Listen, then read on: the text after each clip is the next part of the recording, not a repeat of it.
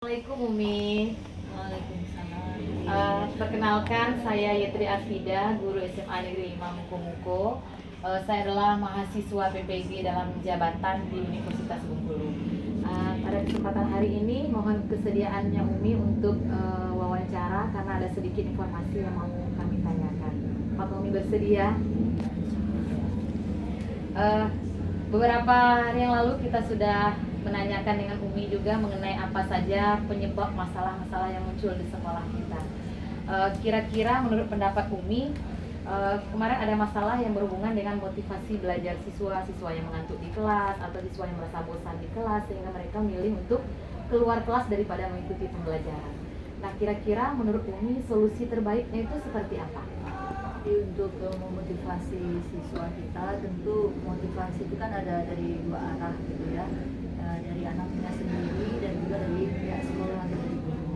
Yang jelas pertama guru harus menunjukkan dedikasinya begitu ya, dengan masuk tepat waktu, kemudian disiplin, kemudian tanggung jawab, dan insya Allah anak-anak juga akan termotivasi dengan kerja seperti itu.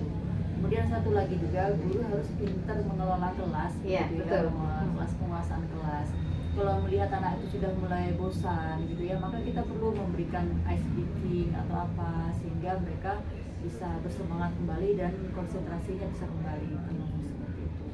Selain juga ya jelas penguasaan bahan, kemudian menggunakan teknik pembelajaran, model pembelajaran yang sesuai dan yang menarik untuk dilaksanakan di dalam kelas tersebut. Kemudian lagi berhubungan dengan literasi siswa kita yang masih rendah, kemudian pemahaman numerasinya yang masih rendah. Ada nggak masukan Umi kira-kira supaya literasi dan numerasi anak kita ini menjadi lebih baik lagi? Kalau menurut saya, karena sekarang ini kan anak itu kan memang lagi suka-sukanya dengan gadget. Kalau menurut saya tidak apa-apa untuk sekedar membiasakan mereka membaca.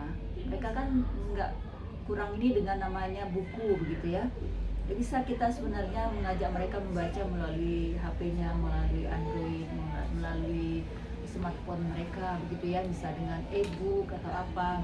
Karena mereka sudah biasa seakan-akan HP itu adalah kehidupan mereka. Tanpa HP mereka rasa seperti mau mati begitu ya. Maka itu bagus sebenarnya menurut saya, sesekali mereka itu membaca melalui gadget yang mereka miliki. Pertama, kemudian kalau mereka sudah biasa membaca seperti itu, baru nanti bisa kita alihkan apakah dengan buku atau yang lainnya.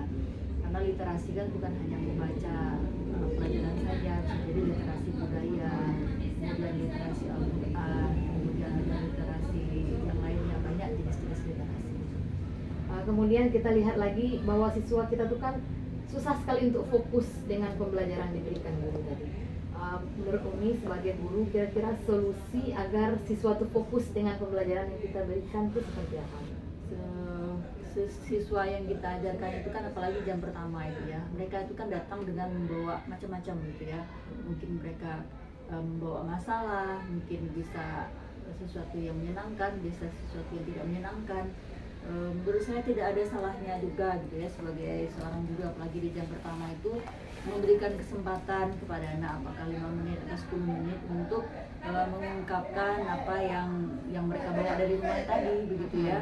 Ketika mereka mengungkapkan itu dengan harapan nanti setelah pembelajaran berlangsung, mereka tidak lagi bercerita sama temannya, tidak lagi mungkin nyeletuk atau apa dengan apa yang mereka rasakan. Itu yang pertama.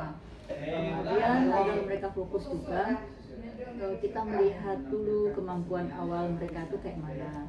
Kalau mereka kemampuan awal mereka belum pas, belum cocok dengan materi yang akan diajarkan, maka kita harus mengulang kembali mungkin pelajaran kelas sebelumnya atau pelajaran SMP harus kita ulang dulu sebelum kita masuk ke materi berikutnya.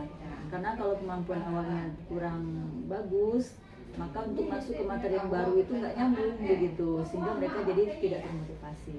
Kemudian satu lagi juga, kita usahakan berpikir bukan apa yang kita berikan kepada anak, tapi apa yang mereka dapatkan. Jadi kalau kita berpikir apa yang kita berikan, kita ngasih banyak-banyak, tapi mereka nggak paham gitu ya. Tapi kalau kita memikirkan apa yang mereka dapatkan, kira-kira kalau kita ngasih seperti ini dapat nggak mereka?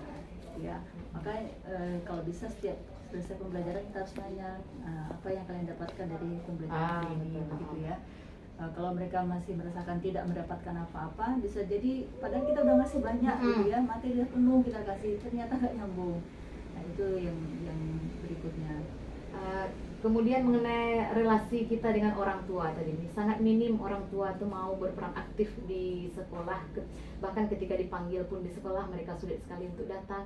Nah kira-kira solusi kita sebagai seorang guru itu seperti apa? Sebagai seorang guru sebaiknya kalau bisa gitu ya, kita tuh juga ada komunikasi dengan orang tua. Kalau memang komunikasi secara langsung memanggil itu sulit, kita sebaiknya kita memiliki nomor-nomor HP orang tua, terutama anak-anak yang bermasalah misalnya gitu ya, yang bermasalah dengan pelajaran kita, sehingga mengumpulkan tugas atau apa, itu kita miliki nomor HP orang tuanya, jadi kita hubungi. Atau anak sering tidur di kelas, langsung kita foto begitu ya, nah langsung kita kirim ke orang tuanya, Bu, nih anaknya tidur jam berapa, kita punya bukti. Jadi langsung seperti itu, menurut saya seperti itu. Kemudian masih minimnya guru kita ini menerapkan model-model pembelajaran inovatif. Kira-kira masukan ini seperti apa supaya kita nanti bisa menerapkan pembelajaran inovatif, anak kita pun lebih fokus dengan kita nantinya? Kalau menurut saya seharusnya di sebuah sekolah itu ada minimal satu orang lah guru model gitu ya, yang menerapkan model pembelajaran, kemudian dia juga menceritakan keberhasilannya gitu ya dalam mengajar dengan model yang dia pakai. Diharapkan nanti guru-guru yang lain juga termotivasi untuk menggunakan model itu. Selain itu juga ya kalau bisa ya ada pelatihan guru gitu ya, untuk pelajaran ini, materi modelnya apa, jadi cocoknya ke model pembelajaran yang kayak mana untuk materi biologi. Kemudian matematika juga seperti itu. Jadi dengan harapan kalau ada contoh, kemudian atau selain contoh juga supaya guru termotivasi, kalau bisa dilombakan begitu. Jadi lomba karya inovasi guru gitu ya, guru menggunakan model apa, medianya apa. Nah, jadi kalau mereka sudah termotivasi, jadi baru ada contoh. Kemudian yang terakhir Umi, mengenai masih adanya miskonsepsi dalam pembelajaran kita dan mengenai soal-soal hot, kira-kira solusinya apa tuh? Kalau miskonsepsi itu kan karena faktor guru sebetulnya begitu ya, atau faktor anak juga sebenarnya. Nah, kalau dari gurunya ya memang guru harus banyak belajar gitu ya. Kalau tidak belajar, sekarang sumber belajar tuh banyak, tidak harus membaca buku. Kalau kita ingin mengajarkan apa, kita cari di YouTube gitu ya, cara mengajarkan ini kayak mana, ada ya.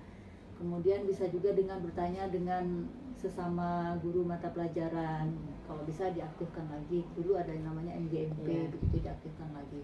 Nah, kalau tidak MGMP, setidaknya guru-guru yang sesama mata pelajaran di sekolah ini pertemuan. Kalau tidak pertemuan pun juga tidak apa-apa, menanyakan ini gimana cara mengajarkan ini supaya anak paham seperti itu. Jadi ada interaksi dengan guru. Artinya guru harus mau belajar. Jadi kalau kita berani mengajar, maka kita harus berani belajar. Gitu. Tidak berhenti belajar. Tidak berhenti Untuk belajar. hotnya gimana kira-kira Umi? Supaya kita bisa lebih paham membuat soal hot dan anak pun tertarik untuk memecahkan soal-soal hot. Soal hot itu sebenarnya kalau dikatakan sulit juga tidak. Kalau menurut saya tuh dia rata-rata kan soalnya soal cerita. Dalam pembahasannya itu konsepnya mudah sebetulnya. Hanya memindahkan dari soal cerita itu ke dalam konsep itu angka, atau ke dalam model matematika atau model fisika atau apa, atau biologi, itu yang butuh latihan. Jadi sekali lagi tidak ada juga orang atau guru atau siswa itu yang langsung bisa, dia butuh latihan. Jadi mulai dari soal-soal yang paling mudah dulu begitu ya, terus harus ada dicoba. Kalau tidak dicoba sama sekali tidak bisa. Maka sebagai guru juga harus banyak belajar begitu ya, banyak membahas soal yang sesuai dengan materi pelajaran yang diajarkan. Seperti mengikuti olimpiade tadi yang siswa-siswanya bisa diikutkan di olimpiade sehingga mereka kenal dengan soal-soal. Terima kasih Umi. Semoga hasil wawancara ini bisa menjadi pembelajaran untuk kita ke depannya menjadi lebih baik lagi, dan salam sukses untuk Umi. Terima kasih. Assalamualaikum warahmatullahi wabarakatuh.